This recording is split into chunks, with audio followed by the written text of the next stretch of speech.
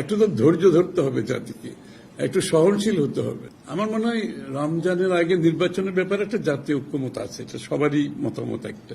সেই জায়গাতে দ্বিমত কোথাও আছে আমরা মনে করি না, এখানে সবাই ঐক্যমত। কারণ এটা বিভিন্ন কারণে এই জায়গাটা আমরা এসেছি এবং জাতীয় এখানে ঐক্যমত পোষণ করছে।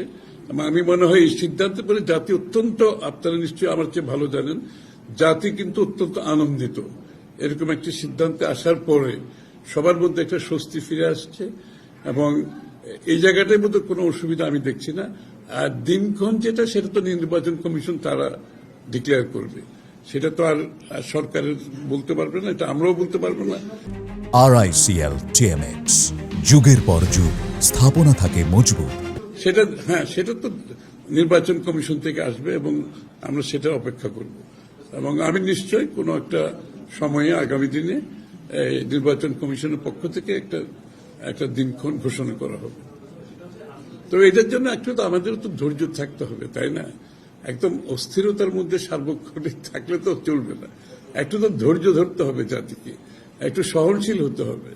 সুতরাং আমার মনে হয় আমাদের মধ্যে আস্থারও একটা ব্যাপার আছে। আমরা যদি একেবারে আস্থাহীন হয়ে যাই, সেটা কিন্তু কোনো, আমি যে কালচারের কথা বলছি, যে সংস্কৃতির পরিবর্তনের কথা বলছি, আমরা সহনশীলতা, রেসপেক্ট থাকা, সেটার জন্য আমরা একটু ধৈর্যও থাকতে হবে, তো তাই না?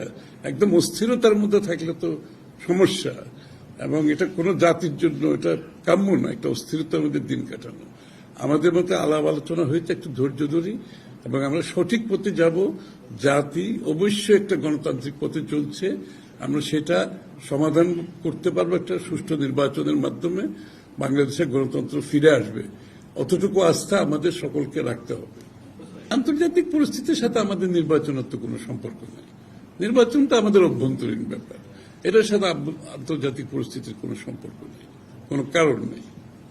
না, নির্বাচিত সরকারের পক্ষে তো যে কোনো সময়, যেহেতু জনগণের ম্যান্ডেট নিয়ে যারা কাজ করে, যে কোনো সিচুয়েশন,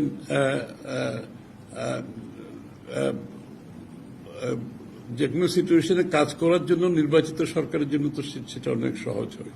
স্বাভাবিকভাবে জনগণের আস্থা নিয়ে, জনগণের সমর্থন নিয়ে কাজ করতে হয়।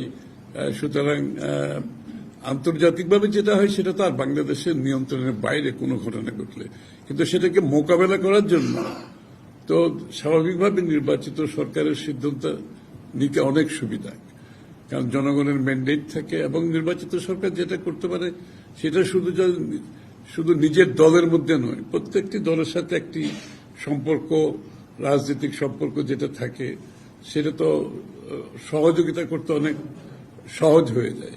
কারণ সকলের সাথে তো আমাদের রাজনৈতিক সম্পর্ক আছে, আমরা ভিন্ন দল করলেও একটা জিনিস যেটা বিএনপি আগামী দিনে বিশেষভাবে মনোযোগী হচ্ছে, আপনাদের মাথায় রাখতে হবে, সেটা হচ্ছে বাংলাদেশের রাজনৈতিক সংস্কৃতিতে একটা বড় পরিবর্তন, যে আমরা জাতীয় স্বার্থে আমরা সবাই ঐক্যবদ্ধ থাকব। আপনারা নিশ্চয়ই লক্ষ্য করেছেন, আমরা প্রতিটি ক্ষেত্রে চাচ্ছি একটা ঐক্যমতের পরিপ্রেক্ষিতে, যে কথা বারবার বলছি আমরা, যে জাতীয় স্বার্থে যে জায়গাতে আমাদের ঐক্যমতের প্রয়োজন, সেই জায়গাতে আমরা জোর দিচ্ছি।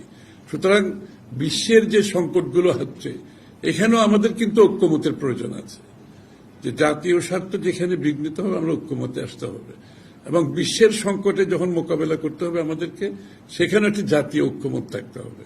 আমরা জাতি হিসাবে, জাতির স্বার্থে, দেশের স্বার্থে ঐক্যমতের বাইরে কোনো যাওয়ার কোনো সুযোগ নাই, এবং বিএনপি সেই কাজটা খুব মনোযোগের সাথে করছে।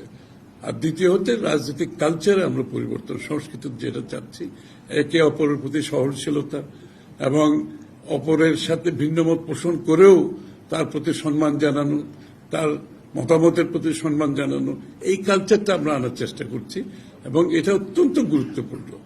এই সহযোগিতা, এই কালচার আমরা ফিরিয়ে আনতে না পারলে শত সংস্কারও কিন্তু কাজ হবে না। আমাদের রাজনৈতিক সহনশীলতা, পরস্পরের সাথে মতবিরোধ, মত পার্থক্য থেকেও একে অপরের প্রতি যাতে সম্মানবোধ আমরা না হারাই,